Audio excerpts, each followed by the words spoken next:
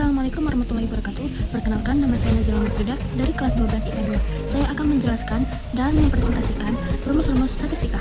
Oke, simak videonya. Di sini saya akan menjelaskan tentang statistika. Yang pertama adalah yang akan kita bahas, satu, mean atau rata-rata. Nah, di sini kita diberikan sebuah data dalam bentuk tabel yang berisi nilai dan juga frekuensi. Dari data yang diberikan ini, kita diminta untuk menilai rata-ratanya. Bagaimana caranya? Ini sangat mudah sekali. Ikuti cara langkah-langkah pengerjaannya. Di mana langkah pertama yang kita lakukan, yaitu jumlahkan terlebih dahulu kolom bagian frekuensi ini. Di mana simbol untuk jumlah frekuensi untuk mencari nilai rata-rata yaitu simbolnya adalah sigma Fi. Nah sekarang tinggal kita jumlahkan mulai dari angka pertama yang atas ini sampai angka yang paling bawah. 3 ditambah 8 ditambah 14 ditambah 7 ditambah 5 ditambah 3, kita peroleh hasilnya di sini adalah 40.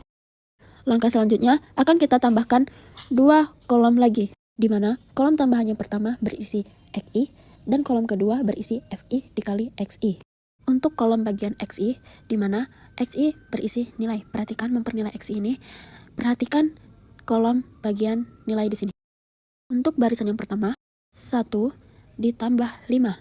Lalu hasilnya kita bagikan 2. 1 ditambah 5 hasilnya 6, lalu dibagikan 2 hasilnya 3. Dan seterusnya. Selanjutnya akan kita isi bagian kolom Fi dikali Xi. Kita coba barisan pertama terlebih dahulu.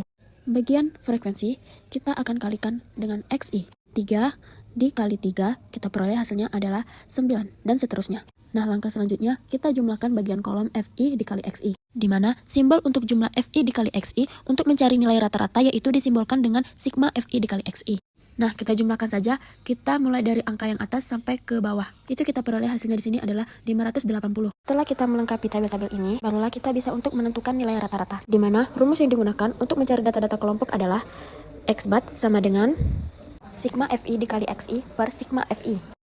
Sama dengan untuk nilai sigma Fi dikali Xi sudah kita peroleh hasilnya adalah 580. Di bawahnya sigma Fi juga kita peroleh hasilnya adalah 40. Dan hasil dari 580 dibagi 40 adalah 14,5. Materi selanjutnya adalah median atau nilai tengah. Selanjutnya, kita akan menentukan nilai mediannya. Langkah pertama, kita jumlahkan terlebih dahulu dari kolom frekuensi. Untuk mencari nilai median itu disimbolkan dengan N. Sekarang kita jumlahkan dari angka yang atas ke angka yang paling bawah. Kita peroleh hasilnya adalah 40. Langkah selanjutnya akan kita tambahkan satu kolom lagi yang berisi nilai FK. Kita memperoleh nilai FK ini untuk barisan pertama, angka 3 bagian frekuensi, kita salin bagian sini terlebih dahulu. Untuk memperoleh hasil barisan kedua, 3 yang sini ditambahkan angka 8 dan kita peroleh hasilnya adalah 11. 11 kita tulis angka di bawah barisan kedua dan seterusnya. Selanjutnya kita akan mencari letak kelas media, yaitu rumusnya adalah N per 2. Di mana nilai N ini itu merupakan jumlah nilai frekuensi. Maka kita tulis di sini adalah 40 per 2. Dengan 40 dibagi 2, kita perolehnya adalah 20. Itu artinya nilai median terletak di kelas ini. ME, rumus median, yaitu TB ditambah N per 2 dikurang FK per FM dikali P. Lalu masukkan nilai sesuai dengan perintah rumusnya. Lanjut sama dengan 10,5 ditambah 20 dikurang 11 dikali 5. Hasilnya 45 per 14. 10,5 ditambah 45 dibagi 14, hasilnya kita bulatkan menjadi 3,2. Dan dijumlahkan, hasilnya adalah sama dengan 13,7. Lanjut materi ketiga yaitu modus. Dari data ini kita diminta untuk menentukan nilai modusnya. Langkah pertama kita cari tahu terlebih dahulu letak nilai modusnya. Perhatikan bagian kolom frekuensi ini.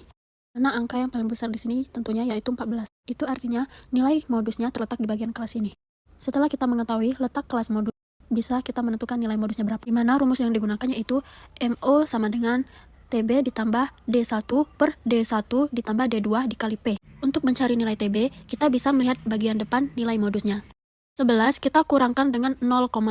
Kita peroleh hasilnya adalah 10,5 ditambah. Dan untuk nilai D1 diperoleh dari frekuensi kelas modus, dikurangkan dengan nilai frekuensi di atasnya. 14 dikurang 8. Kita peroleh hasilnya yaitu 6. Begitu juga nilai D1 yang di bawahnya. 6 ditambah D2. D2 diperoleh dari frekuensi kelas modus dikurang dengan frekuensi bagian bawahnya. 14 dikurang 7, kita peroleh hasilnya adalah 7. Dan untuk nilai P masih sama dengan nilai yang tadi, yaitu 5. Sama dengan 10,5 ditambah 6 dikali 5, hasilnya 30. Lalu di bawahnya 6 ditambah 7, hasilnya adalah 13. Sama dengan 10,5 ditambah 30 dibagi 13, kita peroleh hasilnya adalah 2,3. Dan kita jumlahkan 10,5 ditambah 2,3, kita peroleh hasilnya adalah 12,8. Materi selanjutnya yaitu tentang kuartil. Langkah pertama, kita jumlahkan nilai frekuensi ini, di mana simbol frekuensi untuk nilai kuartil adalah N. Sekarang kita jumlahkan saja dari angka yang atas ke angka ke bawah. Kita peroleh hasilnya adalah 40. Langkah selanjutnya akan kita tambahkan satu kolom lagi, mana nilai kolom di sini berisi FK. Barisan pertama, kita salin dari angka 3 frekuensi. Dan untuk mencari hasil barisan kedua, kita jumlahkan dari angka FK ke barisan kedua frekuensi, dan kita peroleh hasilnya adalah 11, dan seterusnya. Ini kita akan mencari Q3 saja. Kita mencari letak Q3 terlebih dahulu. Rumusnya adalah 3/4 dikali N. Misalnya ditanya adalah Q1, maka rumusnya adalah 1/4 dikali N, dan seterusnya. Lanjut sama dengan 3/4 dikali N. N ini merupakan hasil dari frekuensi, sama dengan 3 dikali 40 lalu dibagi 4. Kita peroleh hasilnya adalah 30. Dan 30 sudah menemukan letak kelasnya. Lanjut, Q3 sama dengan TB ditambah 3/4 dikali N sama dengan FK Q3 per FQ dikali P. Sama dengan untuk nilai TB, untuk menentukan nilai TB sama saja dengan rumus yang sebelumnya. Kita peroleh hasilnya adalah 15,5. Tambah 3/4 kali N, sudah kita cari hasilnya adalah 30, ditambah 30 dikurang FK Q3. FK Q3 ini merupakan frekuensi kumulatif, yaitu yang diminta adalah nilai sebelum dari kelas yang kita peroleh tadi, yaitu 25. Per FQ kita ambil dari nilai frekuensi, yaitu 7. Dan untuk nilai Pi kita sudah cari tadi, yaitu 5. Sama dengan 15,5 ditambah 30 kurang 5, hasilnya 5, lalu dikalikan dengan 5. Kita peroleh hasilnya adalah 25/7 sama dengan 15,5 ditambah 25 dibagi 7. Kita peroleh hasilnya adalah 3,6. Lalu kita jumlahkan, yaitu 15,5 ditambah 3,6, kita peroleh hasilnya adalah 19,1. Lalu kita lanjutkan materi, yaitu desil. Cara pengerjaannya sama saja seperti sebelumnya. Kita akan mencari nilai letak desil 9, yaitu rumusnya adalah 9/10 dikali N, sama dengan 9/10 dikali dengan N, yaitu kita peroleh tadi hasilnya adalah 40, sama dengan 9 dikali 40 dibagi 10, kita peroleh hasilnya adalah 36. Maka desil telah menemukan letak kelasnya. Lanjut, D9 sama dengan TB ditambah 9/10 dikali N dikurang FK desil 9 per FD dikali P, sama dengan, lalu masukkan nilai-nilai sesuai yang disuruh dengan rumusnya. Lalu kita mencari hasilnya, sama dengan 20,5 ditambah 36 dikurang 32 dikali 5. Kita peroleh hasilnya adalah 20/5. Sama dengan 20,5 ditambah 20 dibagi 5. Hasilnya adalah 4, sama dengan 20,5 ditambah 4, sama dengan 24,5.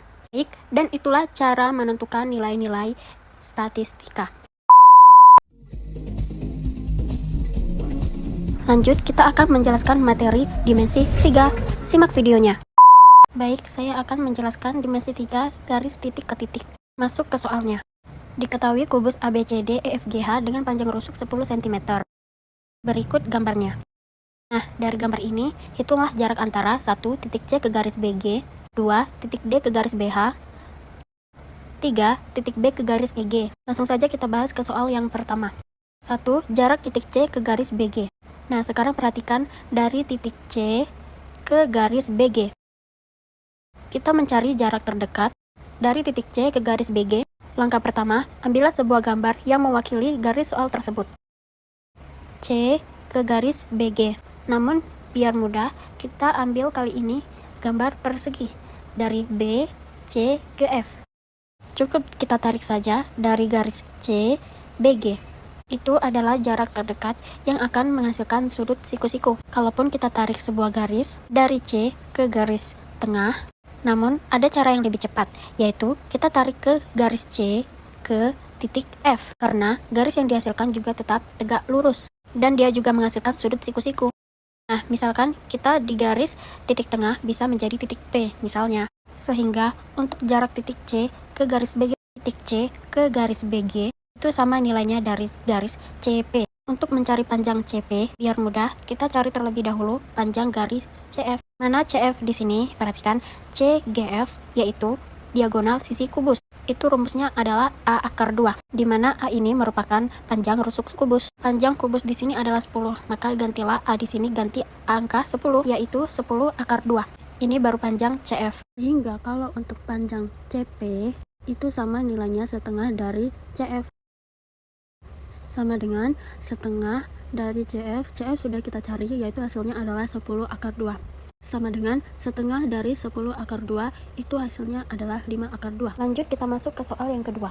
Jarak titik D ke garis BH. Itu titik D ke garis BH. Nah, bagaimana mencari jarak terdekatnya? Tentunya kita ambil gambar persegi panjang D, B, F, H untuk panjang DB. Nah, perhatikan DB ini adalah diagonal sisi. Maka panjang DB di sini juga 10 akar 2. Kita tarik dari garis D ke garis tengah. Kita pisahkan titik potongnya di sini, yaitu titik R. Sehingga jarak titik D ke garis BH itu sama panjang dari garis DR. Terlebih dahulu, kita buat gambar garis segitiga HDB. Namun gambarnya harus kita putar. Alasnya sama dengan BH. BH di sini merupakan diagonal ruang kubus. Rumus diagonal ruang kubus adalah A akar 3, sehingga alasnya adalah 10 akar 3. Lalu kita masukkan rumus luas 1 dan luas 2, tengah dikali DB dikali DH. Yang kedua adalah setengah dikali BH dikali DR. Bagian setengah L1 dan L2 bisa kita coret. Yang DB di sini adalah 10 akar 2. Lalu dikali DH di sini adalah 10 cm. Sama dengan BH-nya adalah 10 akar 3 dikali DR. Angka 10-nya sama, maka kita coret. Kemudian panjang DR sama dengan 10 akar 2 dibagi dengan akar 3. Lalu dirasionalkan, dikalikan saja akar 3 per akar 3. Sama dengan 10 akar 2 dikali akar 3, yaitu hasilnya adalah 10 akar 6. Lalu yang di bawah akar 3 dikali akar 3 hasilnya adalah 3. Lalu kita peroleh hasil akhirnya adalah 10 per 3 akar 6. Lalu kita lanjutkan ke soal 3, yaitu jarak titik B ke garis EG. Cari gambar sesuai dengan penjelasan sebelumnya. Jarak titik B ke garis EG itu sama dengan titik BT.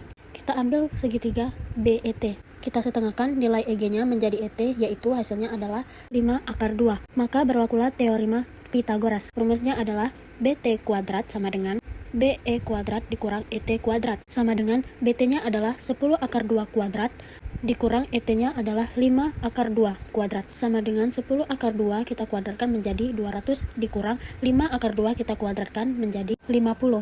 Sama dengan 200 dikurang 50 hasilnya adalah 150. Maka BT-nya menjadi akar 150. Akar 150 ini masih bisa disederhanakan. Caranya, akar 150 itu sama nilainya dengan akar 25 dikali 6. Sama dengan akar 25 hasilnya 5, maka dikalikan dengan akar 6. Dengan satuannya di sini yaitu cm. Dan inilah hasilnya. Dan ini cara-cara rumus dimensi 3. Semoga bermanfaat.